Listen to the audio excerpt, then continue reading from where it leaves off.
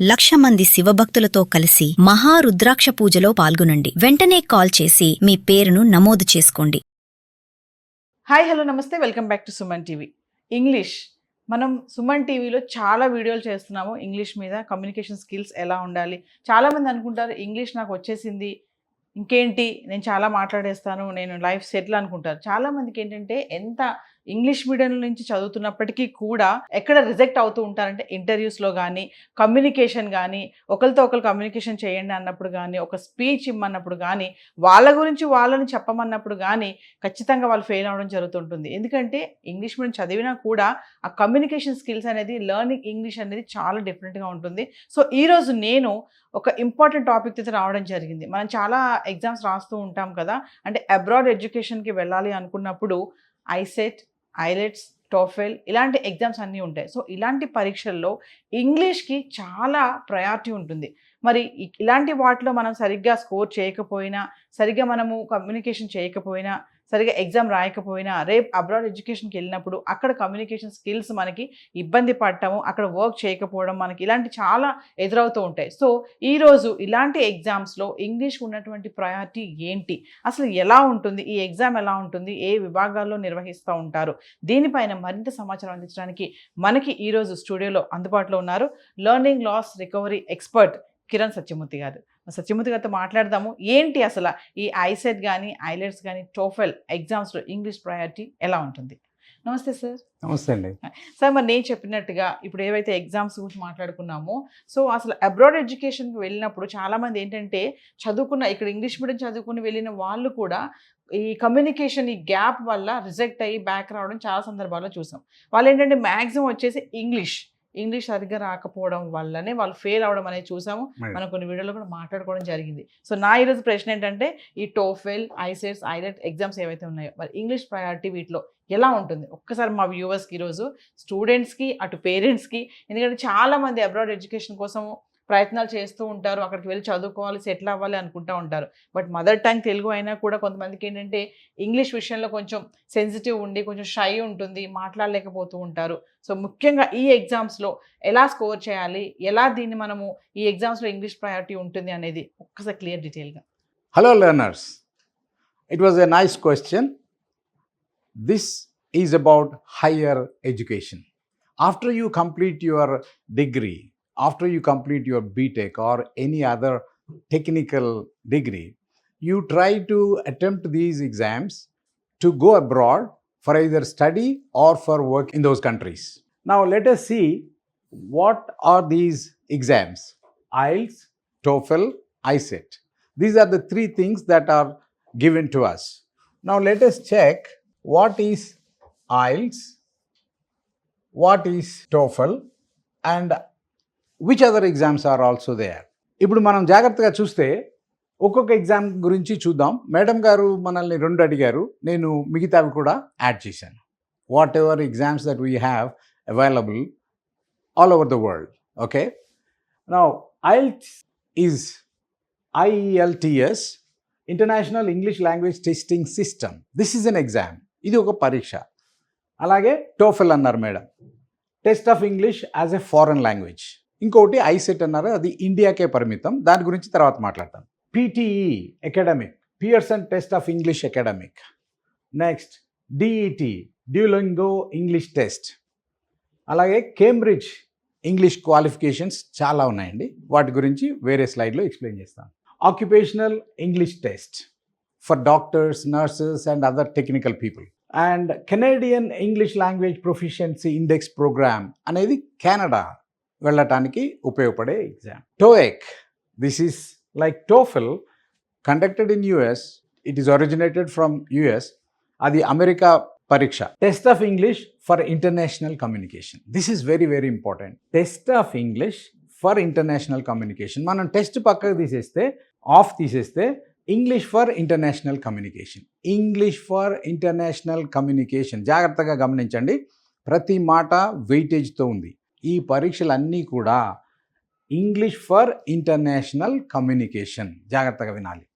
Communication అనే దాని మీద ఆధారపడి చేసిన పరీక్ష విధానాలు ఇవి.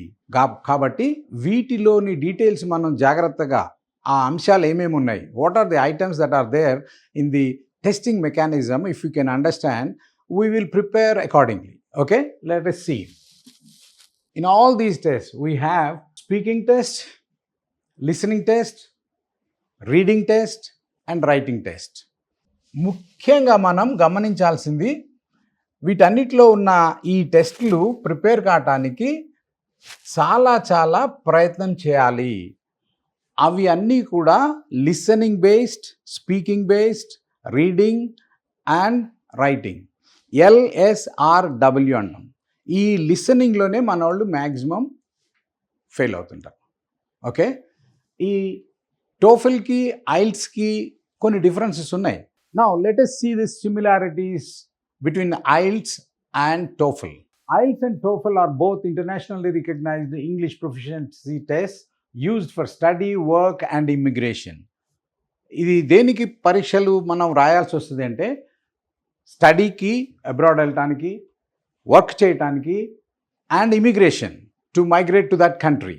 Okay, however they differ in format, scoring and test style, TOEFL and ఐల్ట్స్.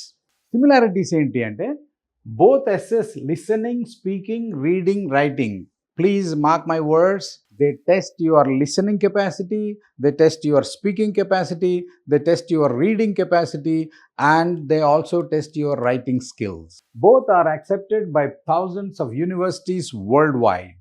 Okay, both measure English proficiency for non-native speakers. Non-native speakers ante English మాతృభాషగా లేని వాళ్ళకి కండక్ట్ చేసే పరీక్షలు ఇవి. Next, both have validity periods of about 2 years.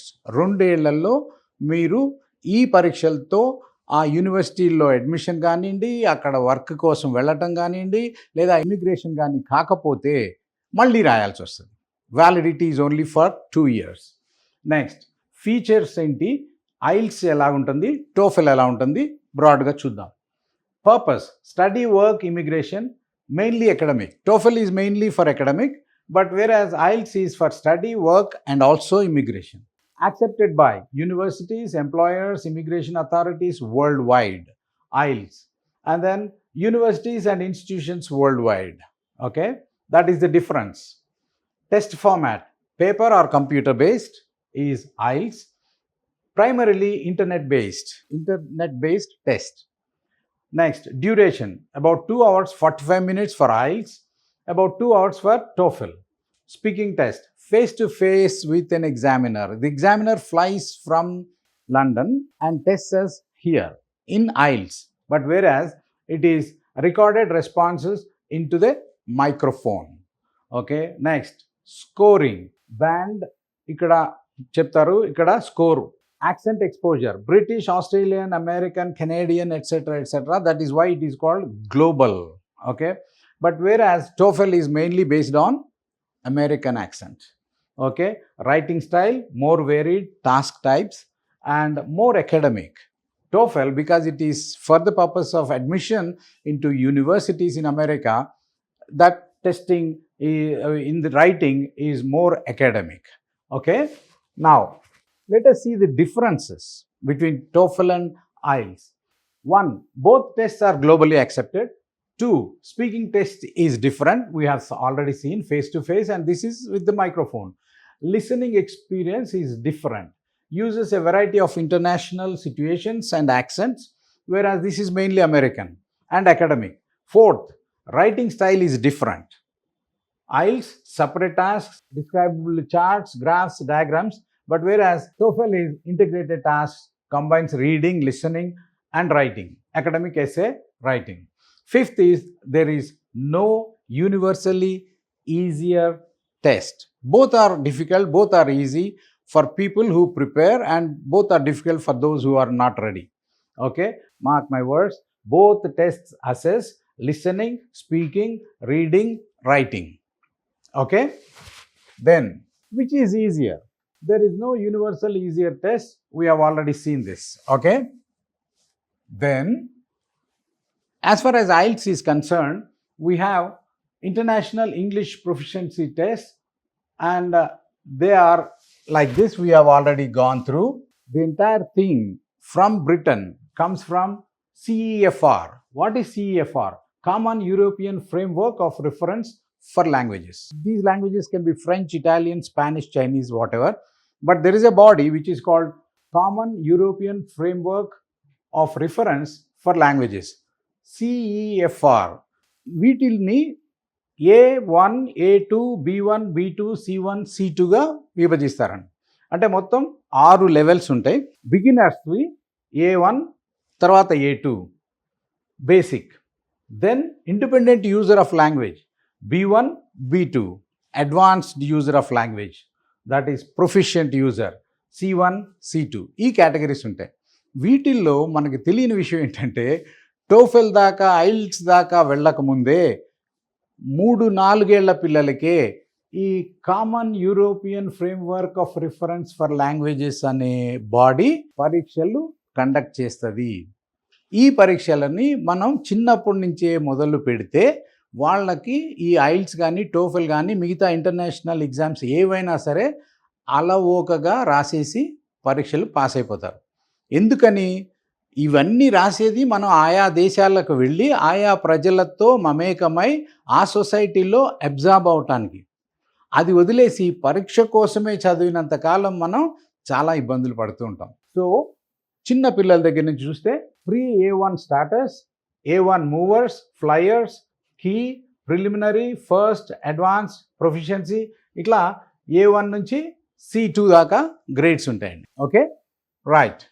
Preparation ఎట్లా చేయాలి? Preparation ఎలా చేయాలంటే we have to totally depend on listening which is not in our syllabus. Unfortunately our syllabus doesn't focus on listening skills at all in any language. But for passing these advanced tests, you have to focus on listening. Then practice a lot with your speaking. You must be at least as proficient as I am now with your speaking skills. మీరు నాలాగా మాట్లాడగలిగిన స్థాయికి చేరిన తర్వాతనే ఆయా టెస్టులు pass అయ్యే అవకాశం ఉంటుందండి. లేకపోతే చాలా కష్టం. దీనికి చాలా ప్రాక్టీస్ చేయాలి. లిసనింగ్ ప్రాక్టీస్ చేయాలి, స్పీకింగ్ ప్రాక్టీస్ చేయాలి. ఈ రెండిటి మీద బేస్ అయ్యి రీడింగ్ చాలా బాగా చేస్తారు. ఈ మూడిటి మీద బేస్ అయ్యి రైటింగ్ ఫ్లయింగ్ కలర్స్లో బయటకు వస్తారు. ఇప్పటిదాకా మనం చూసినవన్నీ కూడా గ్లోబల్ ఎగ్జామినేషన్స్. ఐసెట్ అనేది మేడం గారు అన్నారు, ICET is limited to government of Telangana, government of Andhra Pradesh. ICET AP, ICET Telangana. దీనిలో కూడా కమ్యూనికేషన్ స్కిల్స్ పేపర్ ఉంది, దానిలో వొకాబులరీ ఉంది, రీడింగ్ కాంప్రహెన్షన్ ఉంది, కమ్యూనికేషన్ స్కిల్స్ ఉన్నాయి. కానీ ఇవన్నీ కూడా paper based. There is no test on listening, there is no test on speaking, it is only paper based. మన పరీక్షలన్నీ అలాగే ఉన్నాయి. ఈ విద్యా వ్యవస్థ మారటానికి మనం ఏం చేయాల్సింది, నర్సరీ నుంచి లిసనింగ్ టెస్ట్ పెట్టాలి, స్పీకింగ్ టెస్ట్ పెట్టాలి, అట్లాగే రీడింగ్ రైటింగ్లోకి పోవాలి. అంతవరకు మనకి ఇంగ్లీష్ ఒక పెద్ద చిక్కుముడిలాగే అనిపిస్తుంది. Because we are not following LSRW which I call oracy before literacy. Oracy before literacy. Thank you very much. All of you get ready and all the best to all of you in this preparation.